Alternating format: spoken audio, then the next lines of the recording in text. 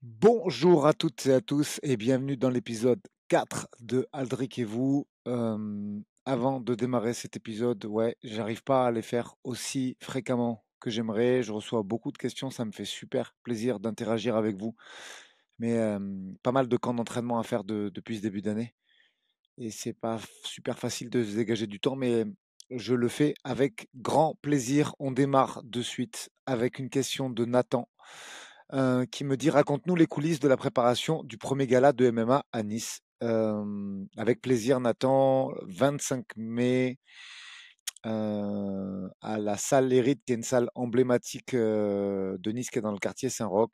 Je suis en train de vous préparer une belle carte. C'est pas moi qui organise, hein. Je suis matchmaker de l'organisation. Il y aura beaucoup de combattants du Boxing Squad. Sofiane Boukishou, Baris Adigüzel, Dimitri Solimès, Miguel Haro, Thibaut Couleuil, Martin Kos, Kalim Mastouri, les frères Muris, Orges Bajrami.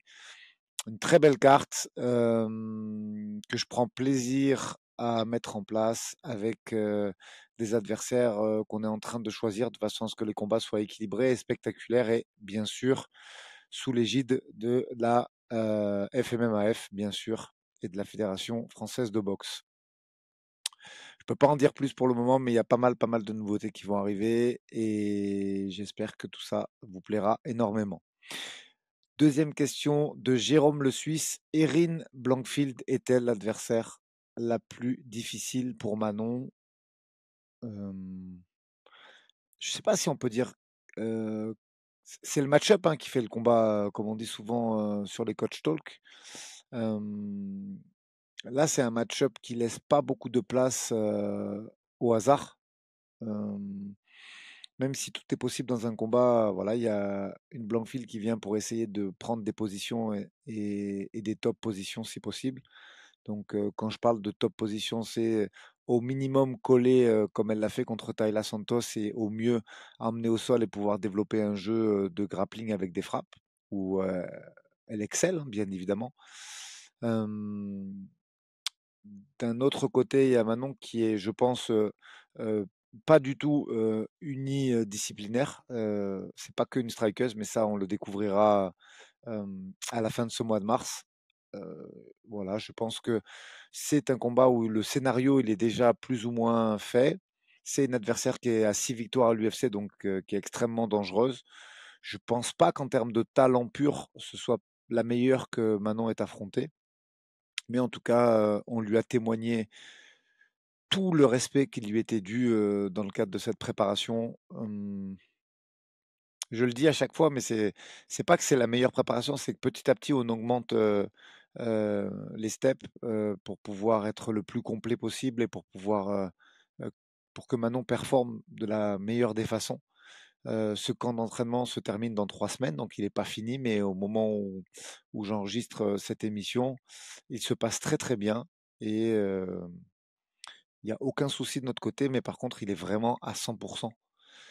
Et donc, c'est le maximum de respect qu'on pouvait faire à Erin Blankfield. Maintenant, si on a pris ce match-up, c'est qu'on est effectivement très confiant. Et après, l'avenir nous dira si on a bien fait ou pas, mais moi, je aucun doute là-dessus.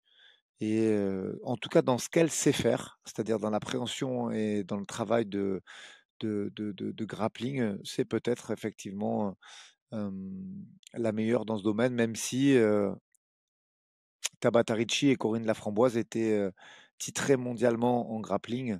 Peut-être que au niveau du grappling adapté au MMA, elle est effectivement la plus complète, même très certainement la plus complète.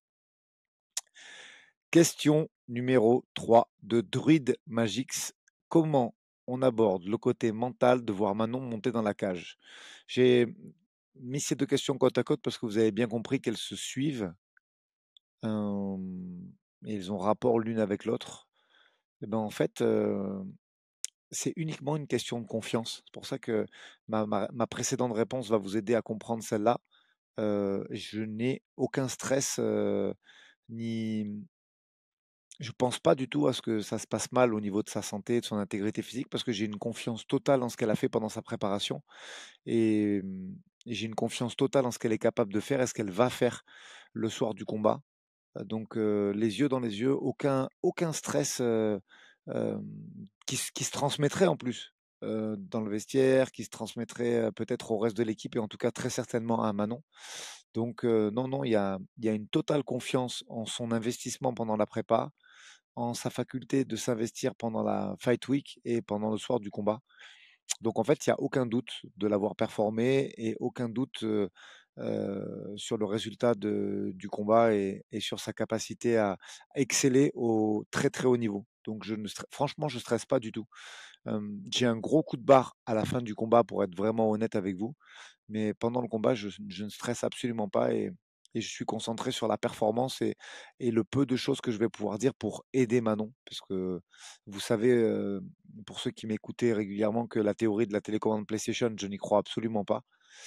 Et que c'est l'athlète qui performe et que la seule chose qu'on puisse faire, nous, euh, coach, c'est l'aider et peut-être lui donner des réponses claires pendant et à la pause entre les rounds, mais certainement pas le téléguider.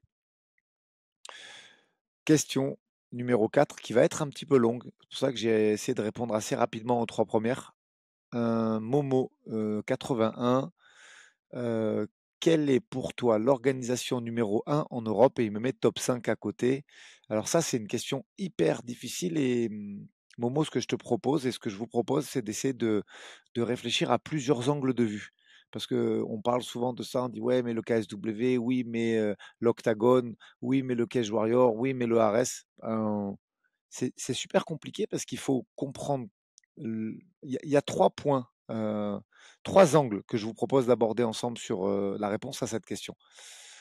Le premier angle de vue, c'est l'angle de vue du match-up. C'est-à-dire que on regarde via UFC Fight Pass, via RMC, via le Twitch d'RMC ou d'autres supports à votre convenance comme Fight Nation, des organisations qui se passent sur le sol européen. Et il y a des combats qui sont agréables à regarder. Et il y a des combats qui sont pas très agréables à regarder parce qu'ils vont dans un seul sens ou parce que ça lutte énormément et que le public non initié est pas super fan. Donc ça, c'est le premier point de vue. Donc ça, il n'y a pas besoin de prendre des mecs classés dans le top 50 Fight Matrix ou des prospects de moins de 25 ans qui peuvent et qui vont aller à l'UFC dans les mois et années qui suivent pour pouvoir être une top organisation. Là, il s'agit de l'habileté du matchmaker, de faire avec son budget, avec les fighters qu'il a dans son roster et dans celui de l'organisation. Et, et là, on peut parler c'est un côté agréable visuel, et télévisuel, mais il n'y a pas réellement d'appréciation de niveau. Il y a des combattants spectaculaires qui vont dans le même sens et qui permettent d'avoir une lutte âpre et comment dire et de même niveau et ça provoque des beaux combats. Mais ça ne présume en rien du niveau de l'organisation. Et là, honnêtement, il y en a beaucoup. Je trouve qu'il y a des cartes en France, hein, bien sûr, Arès, Hexagone. Les dernières cartes, je trouvais que visuellement, ça, c'était pas mal. Le Brave qui nous fait des bonnes cartes aussi. Le KOF en France qui fait des cartes de plus en plus intéressantes, je trouve. Et bien sûr, tout ce qui se fait en Europe, il y a des cartes un peu moins bonnes et il y a des cartes qui sont très appréciables. Mais ça, c'est très difficile de mettre une note là-dessus. Après, il y a euh, quelque chose de très cartésien, c'est de prendre les fighters en main card de ces organisations et de regarder quel est leur ranking, c'est-à-dire leur classement sur Fight Matrix.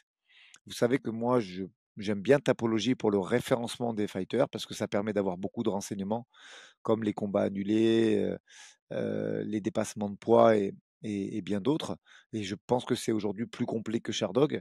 Mais pour le ranking, je ne crois qu'en Fight Matrix, même si il y a des défauts, on l'avait abordé avec Chris, notamment sur les changements de catégorie, mais ça donne quand même une vision globale assez juste du niveau des combattants. Et là, je vais vous surprendre, c'est aucune des organisations que vous m'avez entendu citer précédemment. Aujourd'hui, si on enlève l'UFC, le Bellator et le PFL, l'organisation qui a le plus de top 50, alors je me suis amusé à regarder dans plusieurs KT, mais je suis très sûr des résultats en lightweight et en bantamweight, qui sont pour moi les deux KT les plus fortes à l'UFC notamment. Et là, si on vous regardez un top 50, c'est le ACA qui a le plus de fighters. puisqu'ils en ont quasiment une quinzaine. En sachant que vous vous rendez compte, sur un top 50 européen, les meilleurs sont en principe à l'UFC, au Bellator ou au PFL. Et malgré tout, les ACA arrivent à avoir une quinzaine de combattants euh, signés dans leur organisation. Donc ça présume du niveau de cet orga. Euh, alors c'est sûr que 95% de ces combattants sont russes, voire caucasiens, mais ils sont classés quand même dans le top 15, dans le top 50, pardon, même s'ils iront probablement jamais à l'UFC ou très peu, très très peu d'entre eux, un infime pourcentage ira à l'UFC.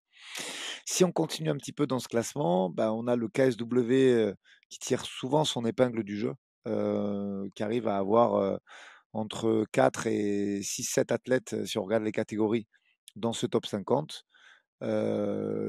L'Octagone, un petit peu moins, et le Cage Warrior encore un petit peu moins. Donc, si on regarde les lightweight, j'ai pris jusqu'au top 53 parce que le 53e européen en lightweight, c'est Louzen Keita que vous connaissez tous. On avait ACA un tout petit peu plus de 15, je crois que c'est 17, KSW 5, Octagon 2 et Cage Warrior 1. Donc ça vous donne une idée un petit peu du niveau. Là, il n'y avait aucune restriction d'âge. Si on fait des angles de vue avec des jeunes, avec des moins de 25 ans, on a des résultats différents, mais toutefois, ça ne change pas beaucoup le classement et on ne peut pas mettre une organisation particulièrement en avant qui se démarquerait sur les moins de 25 ans ou sur d'autres critères. C'est aujourd'hui, en tout cas au niveau du classement, euh, le plus juste si on se limite à ça. Après, il y a un dernier angle de vue qui est plus subjectif parce qu'il y a aussi le mode de diffusion, c'est les signatures à l'UFC ou au Dana White Contender Series. Là, vu que le Cage Warrior et le Ares sont diffusés directement sur l'UFC Fight Pass, effectivement, ce sont ces organisations-là qui ont le plus de signatures. Cage Warrior en 1 et Ares en 2, bien entendu. Mais est-ce que c'est réellement significatif du niveau? Ça, c'est vous qui en apprécierez. Euh, Moi, je pense que ce sont des organisations où il y a des constructions de carrière qui se font très bien. Mais et pour terminer, si je dois donner moi une réponse personnelle, en fait, j'en ai pas. Il y a des cartes qui m'intéressent sur toutes ces organisations.